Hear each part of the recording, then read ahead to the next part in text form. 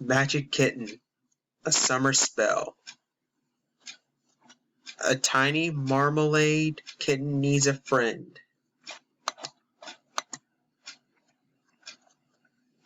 Illustrated by Angela Swan.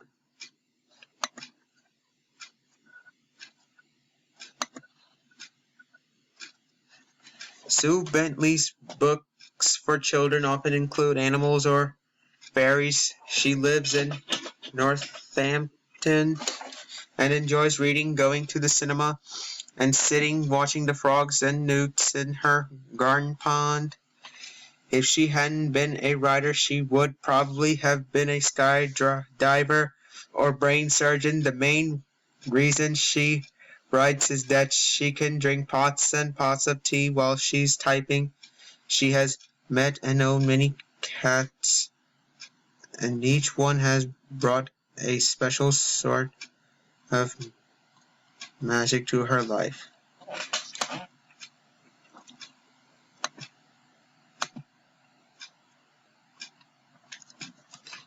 Prologue.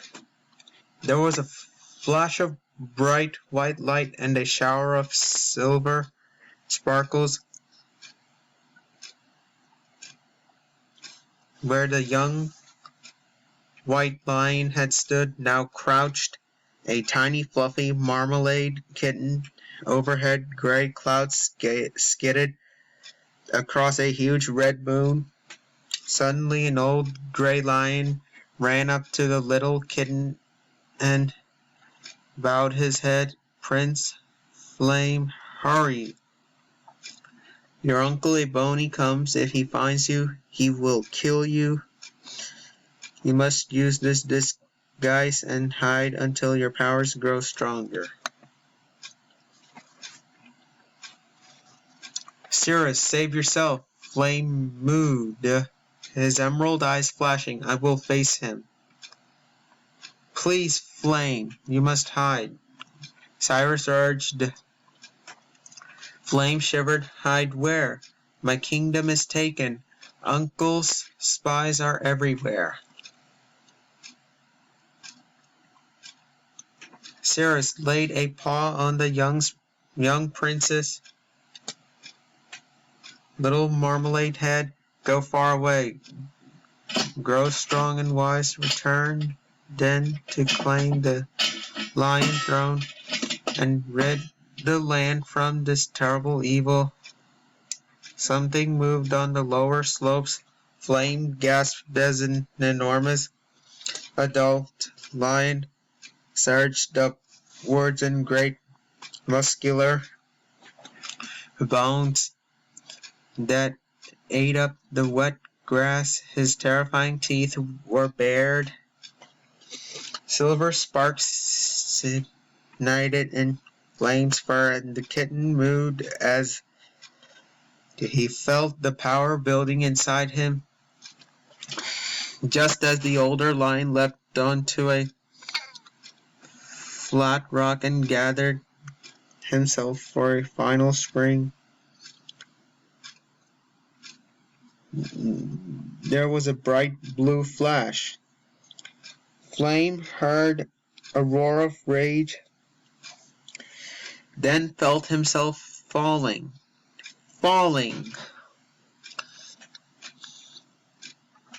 Chapter 1.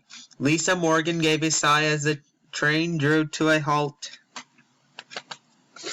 Long Bradby Station had no waiting room. There was just a wooden platform and some steps that led down to the road.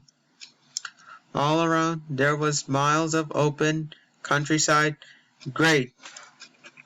I am being dumped in the middle of nowhere. She grumbled. Thanks a lot, Mom and Dad. Her parents had gone to America on business, but Lisa was going to stay with her Aunt Rose, who she hadn't seen since she was a baby. Lisa scanned the platform. She saw a woman with plates and flowing clothes hurrying towards her. Her heart sank. Aunt Rose was an old hippie.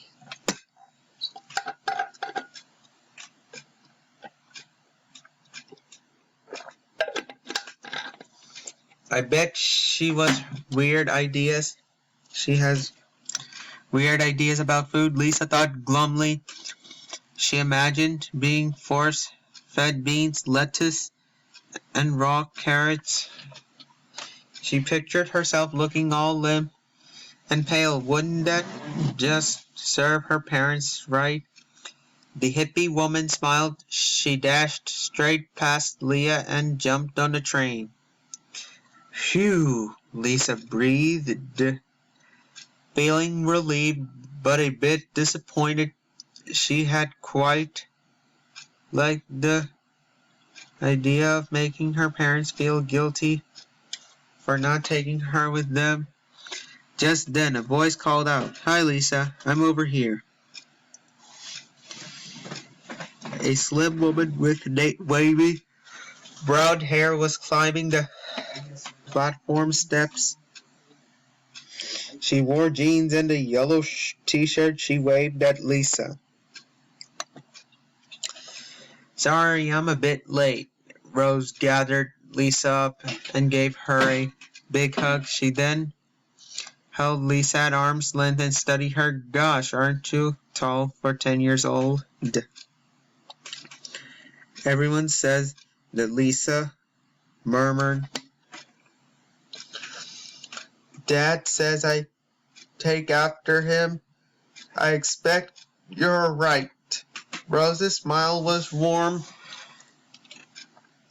It made her eyes twinkle. "It's so lovely to have you for the school holidays. We can really get to know each other." Lisa felt cheered by Rose's warm welcome, but she wasn't ready to go for her bad mood. "I didn't want to come here. Mom forced me to stay with you." Rose looked amused. She picked up Lisa's suitcase. "Well, I would better make sure you enjoy yourself then. Long Brackby may not compare with America, but it has a lot to offer. Come on, let's go home. The car's this way." Lisa followed her aunt down the steps. The car park was empty. "Has someone stolen your car?" she asked worriedly. "Oh no, Matilda's over there." Rose pointed across a wide field. "She conked out on me, I'm afraid. That's why I was late." Lisa craned her neck. She could just see the rounded top of a red car above a hedge. It looked about 100 miles away. Rose grinned at Lisa's expression. "It's only a short walk. I expect you could do with stretching your legs." After 2 hours on the train, she opened a big wooden gate and stepped into the field. Lisa hung back nervously. There were lots of enormous black and white cows in the field. "Won't they chase us?" she asked. "Not if we don't chase them," Rose joked. "Just follow me. You'll be fine." She closed the gate behind them and set off. After a couple of meters, Rose stopped suddenly. "Oh, look how pretty. That's Rag Robin." She pointed to a clump of pink wildflowers. Oh, Lisa almost bumped into her aunt.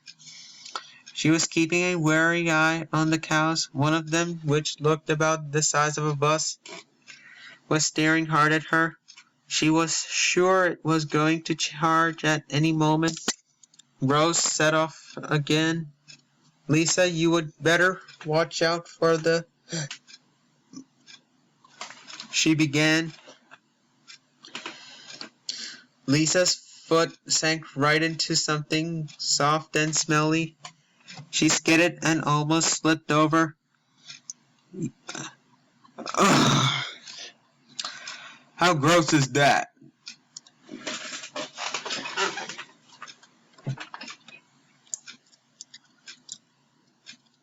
Cowpats, Rose finished. My trainers, Lisa wailed. They are ruined. Rose's mouth twitched. Oh well, it's only a bit of old poo. We can hose it off when we get home. Good thing you didn't slip over and sit in it. Lisa scowled at Rose. Ha ha, she muttered crossly. Peering down at her trainer, Lisa hopped about on one foot, trying to wipe the sole clean on the grass. When she looked up again, she saw that Rose was almost at the other end of the field. Wait for me, she shouted in panic. She zoomed across the field and shot through the gate. There was no way she going to be left behind with the cows, to be trampled into a human pancake. Rose walked along the grass verge until she came to her car. Here we are. Say hello to Matilda. Rose's VW Beetle was painted back and tomato red. It looked like a giant, rather battered ladybird. Oh my goodness, Lisa mouthed silently. Will that old thing start? She pleased, Rose corrected. Matilda always starts after a rest. She opened the bonnet, which Lisa saw was actually the boot, and put Lisa's suitcase inside. When they were both seated, Rose gunned the engine. Hurrah! First time! She cried. Despite herself, Lisa smiled.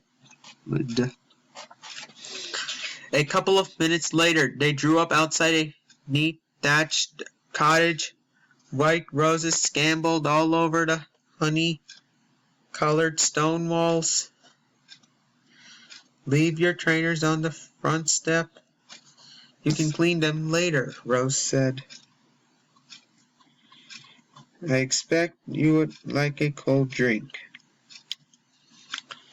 Yes, please. Lisa followed her on to the kitchen. A big iron kettle sat on top of Rose's cooker. There was also a deep sink and a wooden dresser, but no dishwasher, toaster, or microwave. Now what can I get you? Asked Rose. A Coke, please, Lisa said. Rose frowned. I am afraid I have only got lemonade. It is homemade. Would you like to try it? Lisa wrinkled her nose, but she was dying of thirst, so she accepted a glass. She took a tiny sip. It wasn't as bad as she would expected. Come on, I'll give you the grand tour. Rose led the way into a room filled with afternoon sunshine. Lisa saw a sofa with big patchwork cushions and lots of bookcases. Through there is my workroom. Rose pointed towards an open door. Lisa peered inside. There were shelves piled with folded material and glass jars crammed with colorful beads and buttons. I thought Mom said you were an artist.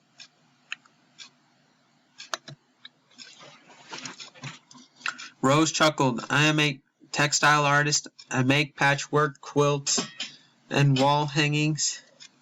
Oh, Lisa said. That sounded really boring. What's upstairs? Rose explained that there were 2 bedrooms. One was hers and Lisa would be using the other. It's a bit small, isn't it? Lisa said. She was sure Rose's entire cottage would fit into the sitting room of her parents' flat in London. I prefer to think of it as cozy, said Rose with a smile. It suits me just fine.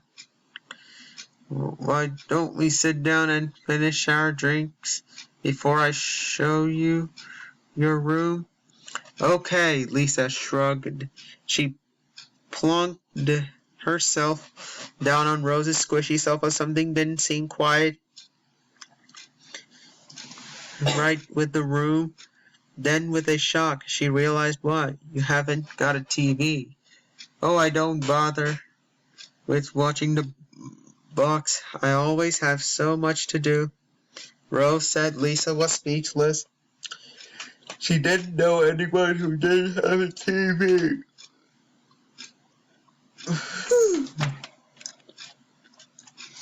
Rose took one look at Lisa's glum face. She chuckled. I have an old set in the cupboard. I will get it for you if you like. Lisa shrugged. I don't mind. 5 minutes later, Rose came in carrying a small black and white TV. Here you go. Lisa just stared. It's only got 4 channels. Rose frowned. How many should it have? I don't know, but ours at home has at least 30.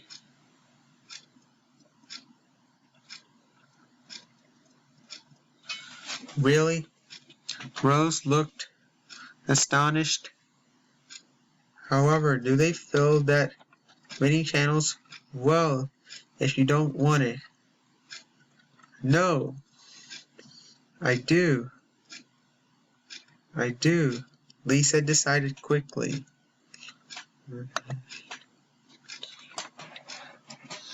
She watched as Rose said about plugging in the TV.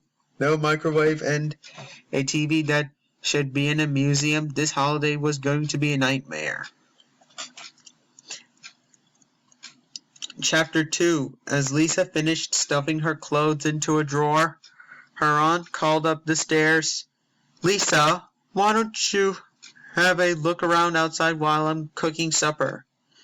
There's something that might interest you in the barn? Lisa padded downstairs in her socks. Rose was in the kitchen, by the back door. She gave Lisa some green Wellington boots. You can borrow these. Lisa rolled her eyes. Oh, good, she murmured. Rose chuckled. They might not be the height of fashion, but they will keep your feet clean. Rose's garden had a long, narrow lawn and a big vegetable plot. The old barn was right at the bottom. Lisa wandered down to it. She hoped the barn wasn't dark and creepy and full of horrible spiders. Just as she opened the door, there was a bright silver flash. Lisa thought she saw a large white shape out of the corner of her eye. She turned her head, but saw only a pile of old newspapers. She pushed the door wide open and poked her head in. A warm, slightly musty smell greeted her. It was somehow familiar. Lisa went right inside. She could see rows of cages and pens. Now she recognized that smell. It was just like inside a pet shop. Look at all these animals. This is great. There were rabbits, guinea pigs, and even some hedgehogs. Aunt Rose must be into animal rescue.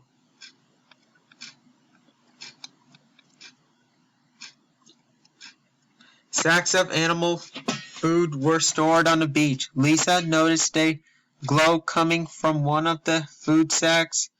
That's strange. She went over to investigate. Oh, she gazed in amazement. A fluffy marmalade-colored kitten was curled up on one of the sacks. Its silky coat looked as soft as thistledown. Silver sparkles glittered in the air around it, and its whiskers crackled like electricity. Lisa stared at the kitten. It looked so real, was it? Some kind of new toy? No cat in the world sparkled like that. Suddenly, the kitten's eyes shot open. It took one look at Lisa and hurtled into the air on stiff little legs. Meow, monster, it cried fearfully. Arrgh! Lisa yelled in shock. Did this kitten really just speak? Lisa took a step back, fell over her own feet, and landed on her bottom in the straw. The kitten gazed at her with glowing emerald eyes. Its fur all stood on end. Silver sparkles crackled all around it. What are you? It demanded in a velvety meow. I'm a girl, Lisa stammered in complete shock. What are you? But the kitten didn't seem to hear her. A girl, it repeated to itself. Strange, you have 2 legs, no tail or whiskers. Of course I haven't. I'm not a cat, Lisa said. She rose to her feet slowly so that the amazing kitten wouldn't run away. My name's Lisa Morgan. Lisa, the kitten moved. Looking up at her, it seemed strangely unafraid of her, despite how tiny it was. Where is this place, Lisa? It's a village called Long Brackby. She replied, my aunt Rose lives here. I'm staying with her for the holidays. What are you doing here? Who are you? What are you? I am Prince Flame, replied the kitten, sitting up very straight, hair to the lion throne. Wow, really, Lisa was having trouble taking everything in. A royal cat, a magic talking cat here in her aunt's barn. Lisa thought for a moment. She was confused. Did you say lion throne? But you are only a kit. She was suddenly interrupted as Flame pricked up his ears. What is that big noise? Lisa heard a car go by on the road outside. Just a car. It's okay. It won't hurt you, she had a sudden thought. Are you hungry? Aunt Rose must have loads of cat food. I can get you some if you like. Lisa saw Flame's eyes light up at the thought of food. You are kind, Lisa. This is a safe place. He leapt forward. There was a bright blue flash and a crackle of silver sparks. Oh! Lisa was blinded for a second.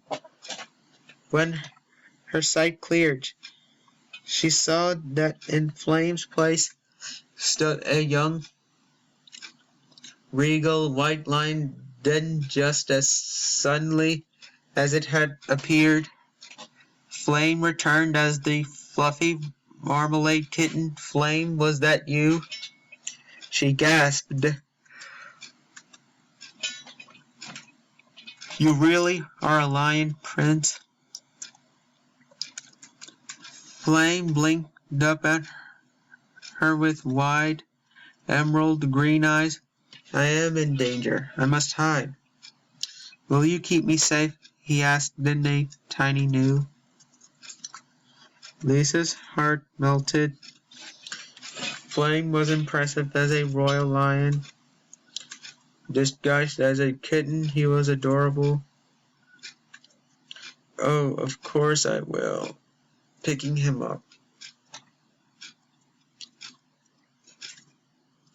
She gently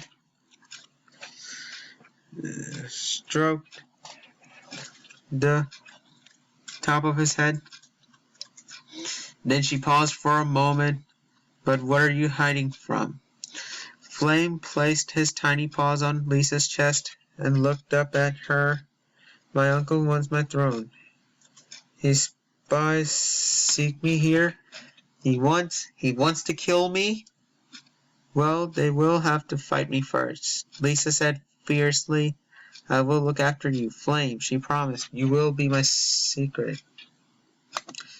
My secret magic kitten. Although I don't know what I'm going to tell Aunt Rose. She's going to notice it. You, if you live here.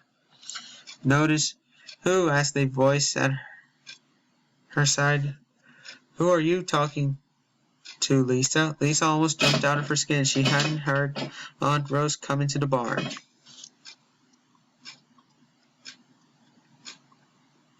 Chapter 3. I found Flame asleep on a feed sack. Please, can I keep him? Lisa asked, stroking Flame's tiny ears. Flame, I see you've already given him a name. Rose stroked the kitten's soft marmalade fur. He is beautiful, all right, but we should find out where he lives. He is not one of the rescued animals, you know.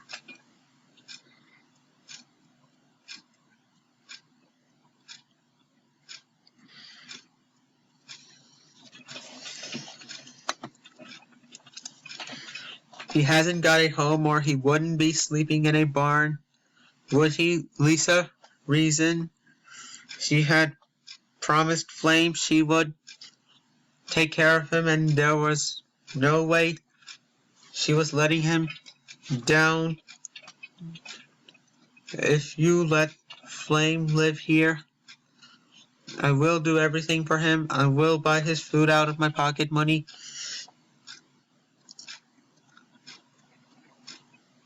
He can sleep in my bedroom and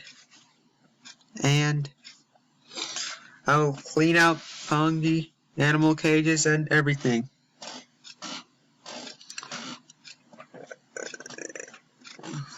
Rose laughed. You are determined to keep him, aren't you? Completely. Lisa said spiritedly. So can he stay? You would best give him to me then. Rose said, I'll check him for fleas and ticks before he comes into the house.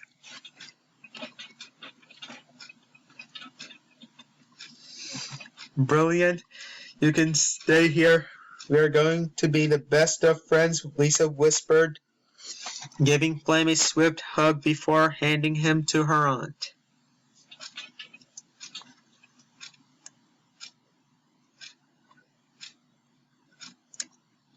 Hello there, you sweet thing. Rose can expert fingers through Flame's soft coat. No flea, dirt showing so far. She then turned him over and searched the paler fur on his flat, round tummy. Good, none there either. Flame wriggled and mewed in protest. Lisa had to bite back a grin. She suspected this was the first time a lion prince had been searched for fleas.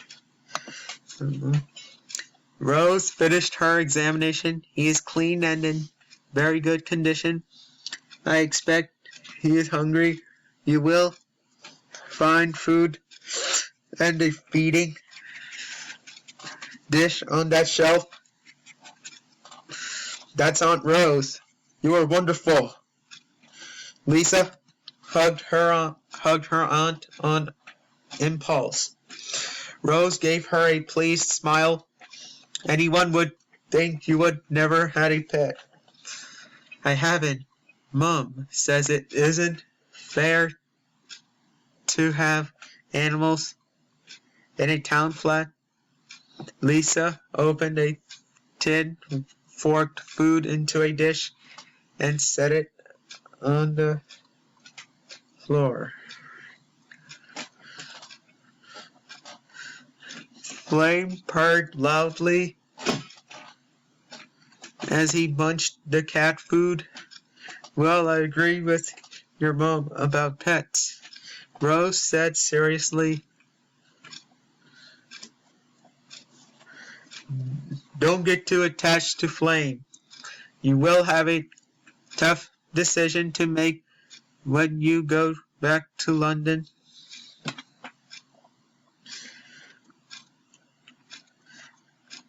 Lisa knew that Rose was right, but it was too late. She had promised Flame she would look after him, and this was Magic Kitten was the one good thing that had happened since her parents had left her here. She hadn't wanted to give him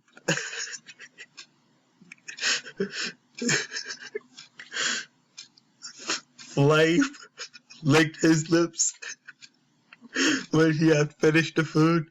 He came and rubbed his body against Lisa's legs.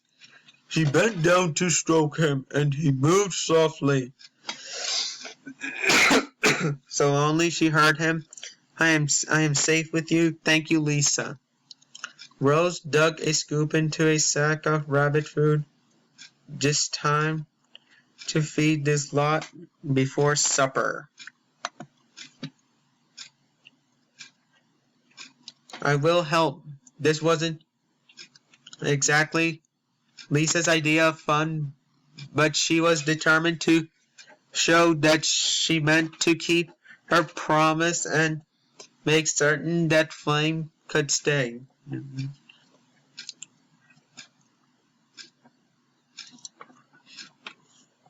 For the next half hour, she refilled water bottles, chopped vegetables, and replaced soiled straw.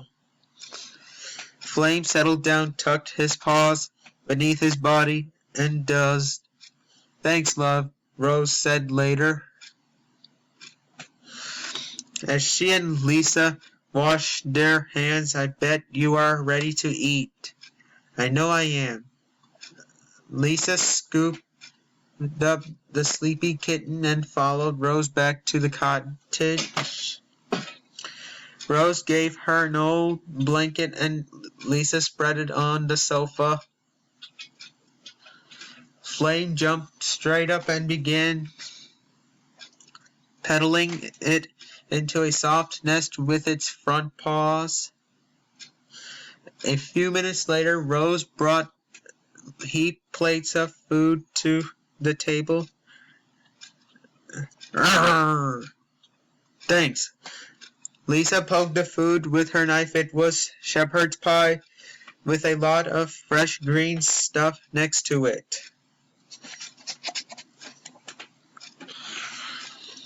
That's called salad. We won't eat a lot in the country. It's the law. Rose kept a straight face. I get the message, Lisa said with a grin. The pie was delicious, and she even ate some of the salad. Afterwards, Lisa went to sit near Flame on the sofa. Thanks, Aunt Rose. I think I will curl up with Flame and watch TV now. Do you mind doing that later? Rose said, house rules are I cook, you wash up, okay? Oh, right. Lisa felt herself blush. She jumped up and collected the dishes. Wasn't there even a dishwasher here? In the kitchen. Lisa filled the sink with hot water and squirted washing up liquid over the pots and pans as she began scrubbing them clean. Suds foamed up past her elbows.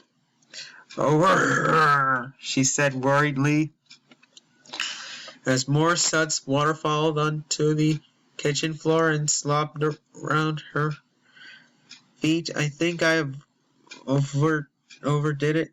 What a mess. Aunt Rose is going to kill me. May I help? Came a tiny voice from the kitchen floor.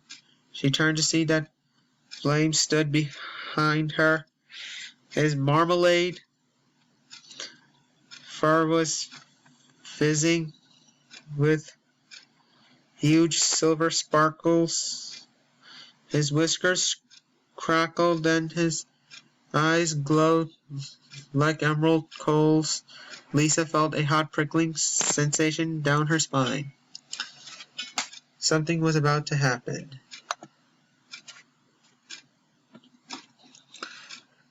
Chapter 4.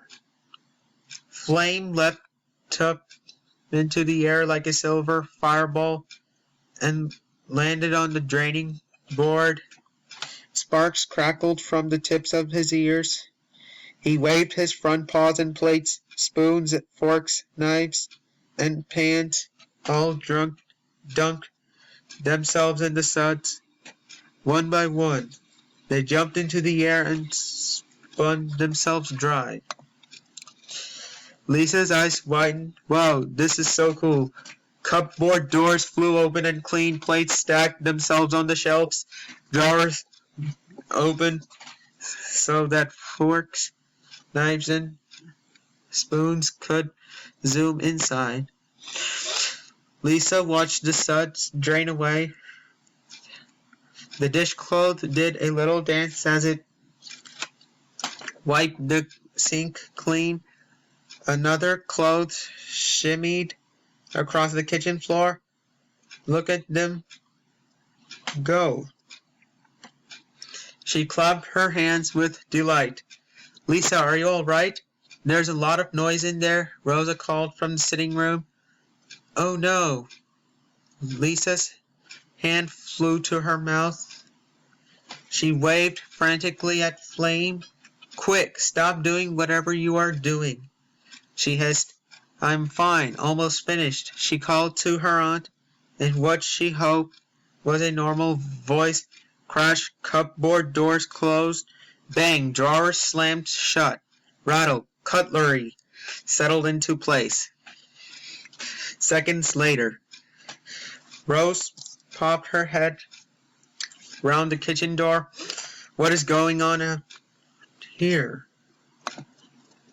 Flame sat on the floor, looking just like a normal marmalade kitten. Phew! Lisa let out her breath and gave her aunt a rather shaky smile. That was a near thing. I am really impressed. The whole kitchen spotless. Well done, Rose said admiringly. Oh, it was nothing, Lisa said, shining the back of her nails on her t-shirt. She winked at Flame, who gave a mischievous meow. A big bubble of laughter lodged in Lisa's chest.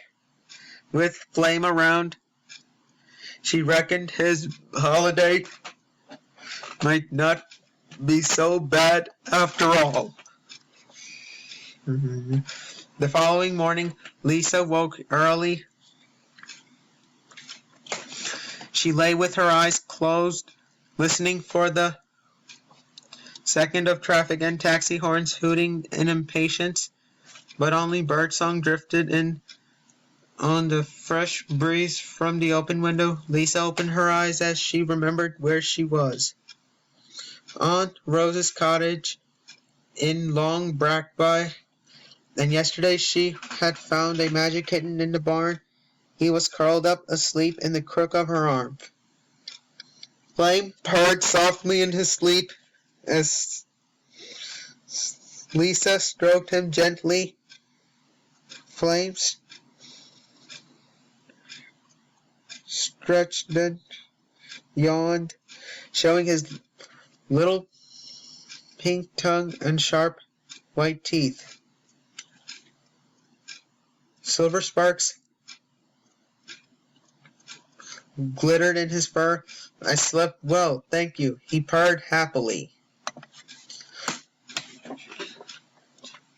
Me too, Lisa said as Flame rubbed his head under her chin. That tickles, she said with a grin. She pulled herself up out of bed and went in search of the bathroom as Flame made himself comfy on her pillow and waited. Rose was already in the kitchen when Lisa came down.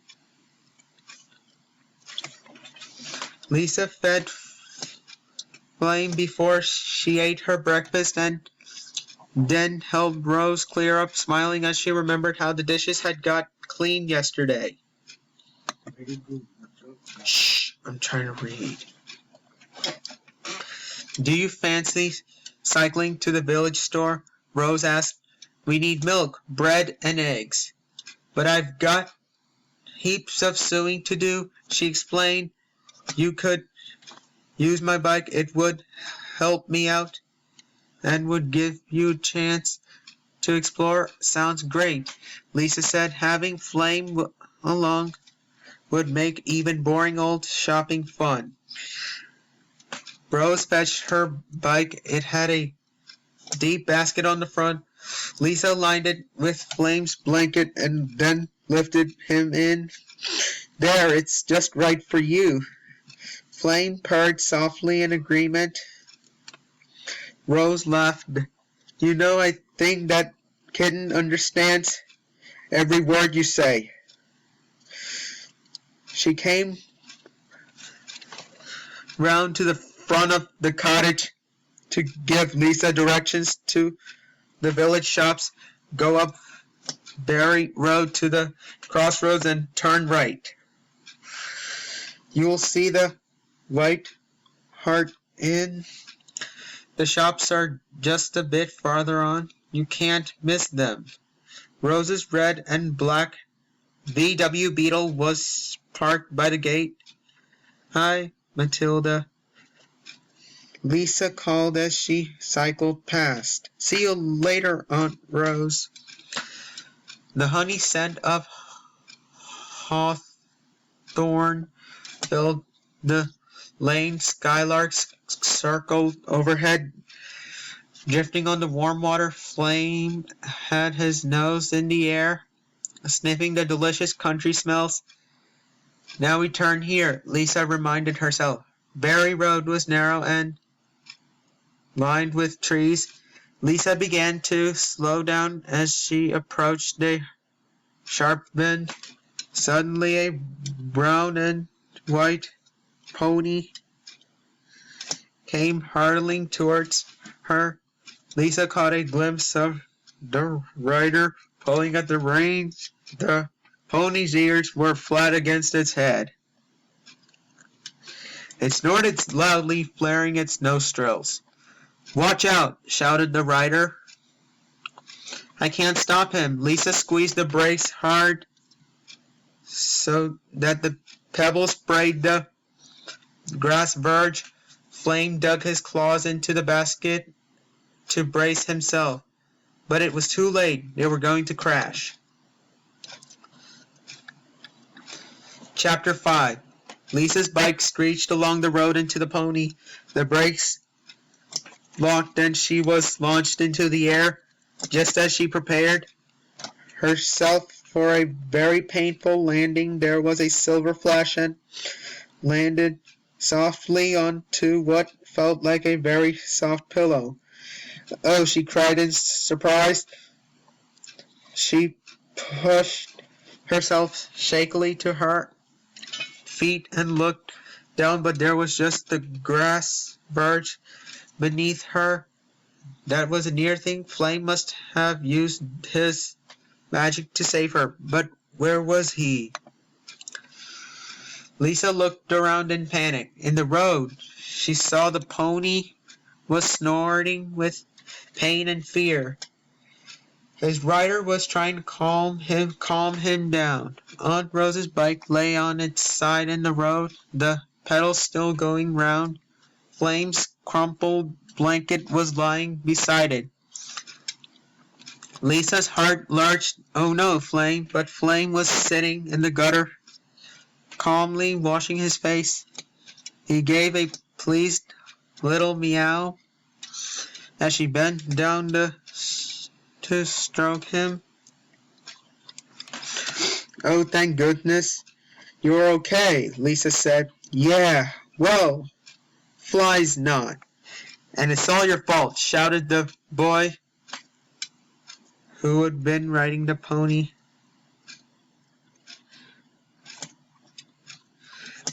Why don't you look where you are going? Stung Lisa glared at him. The boy looked about 12. He had dark brown hair and bright blue eyes.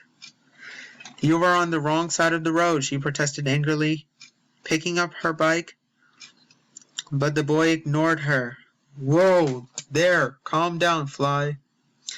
He soothed. The pony rolled his eyes and kept lifting one back leg. Oh great, now he's lame. Dad's going to kill me. We haven't got any money for vet's bills. Lisa felt sorry for the pony, but she was still furious with its owner. You should be more careful how you ride him in, how you ride him then. Look at my aunt's bikes.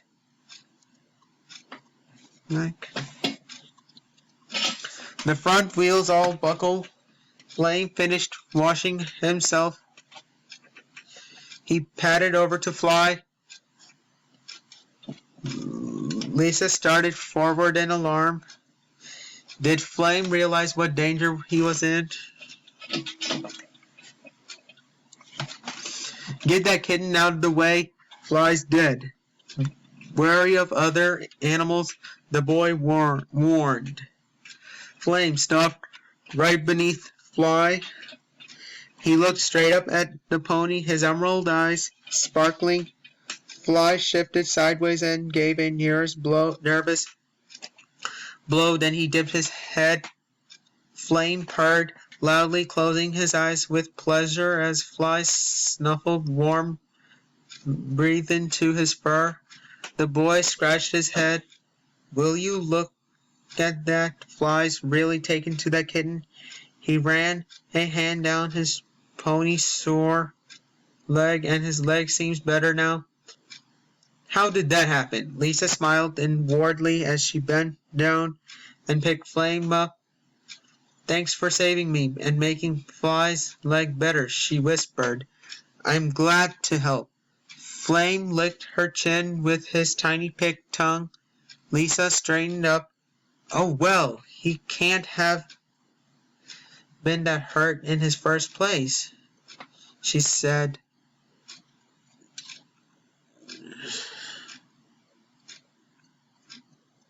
Trying not to laugh at the boy's confusion. The boy scowled at her. Whatever, he said. Come on, Fly, let's get going. Hey, what about the bike? I can't ride it like that, Lisa said with dismay. Tough. The boy grinned cheekily.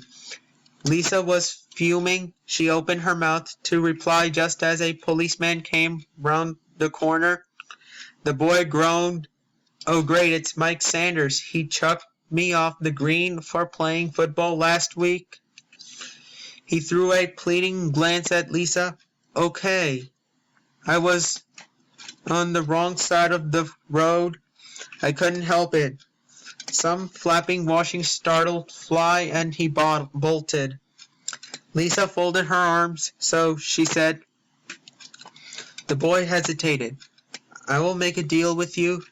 You keep quiet about me and Fly, and I'll fix your bent wheel. Lisa grinned. Done, I'm Lisa. Lisa Morgan. She held out her hand. And this is Flame. John Wood, said the boy. He spat in his palm before he shook hands with Lisa. and gave Flame a pat on the head. The policeman had reached them by now.